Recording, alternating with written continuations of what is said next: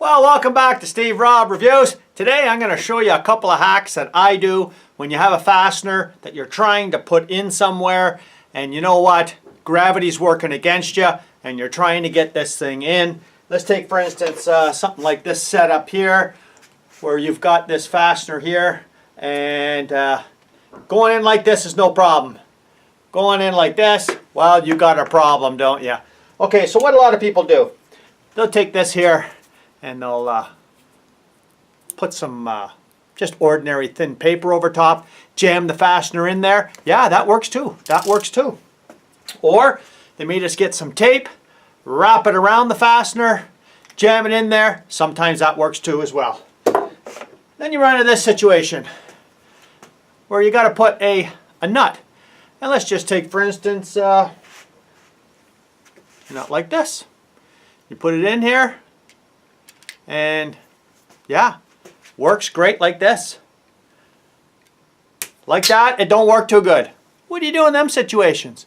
Well, what a lot of guys do is they will try and jam some paper in there or just put the nut just enough in so you can take some electrical tape and just kind of tape it around and then try to gingerly kind of put it in there. Well, you know what? Sometimes it works, sometimes it doesn't. So we got the last method. Okay, this is one of them magnetizer demagnetizers, and if you've got one of these, all you do is you just go like this, and you put it on a fastener like this, and it will hold it. But guess what? That only works for small fasteners. It does not work for like a heavy bolt or anything like that. It's only for small stuff. So what do I use? I'm going to show you what I do, and I don't know if any of you guys do this.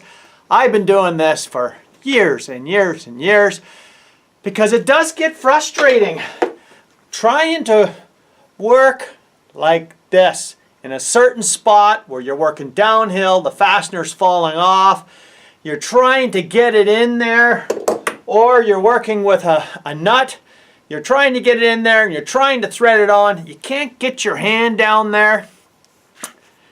Keeps on moving. Keeps on moving. This is what I do. I'm going to show you right now. Well, here we go right here. I'll do this one second. I'll do this one right now. So here's the fastener. And it doesn't really matter whether you have one like this or if you have an Allen or a Torx or whatever. Guys, it's as simple as this. I've been using this for years. It works great. Here we go. Yeah, look at that, guys. There we go right there. Leave this upside down. Okay, here we are with the second one. Just put a little bit of hot glue. You don't got to go crazy on it. Just a little bit. You just squeeze it in there. There you go, guys. Just leave it like that. Let it set for a bit. And then we'll come back. Well, what do you think? I'll just tell you, this is a cheap $10 hot glue gun. And this is for wood. Very inexpensive. If I had a shop, I tell you what, I'd have one of these when I'm ready to do some assembly where you have these problems. This comes in real handy. So let's take a look at, guys, you can work with this all day like this. You can have a super long extension and it comes off. I want you to look in there if you can. None of the residue stays in there. Here it is here. Guys, this just comes off like nothing. It just pulls off easily. And it just has enough retention to actually work. So, here's the one with the bolt in there. And you know, sometimes if you're working on something where you have to really go in at a strange angle, you can set it so you can just see the bolt coming out the end here if you want, so you could actually thread it on and see exactly what you're doing.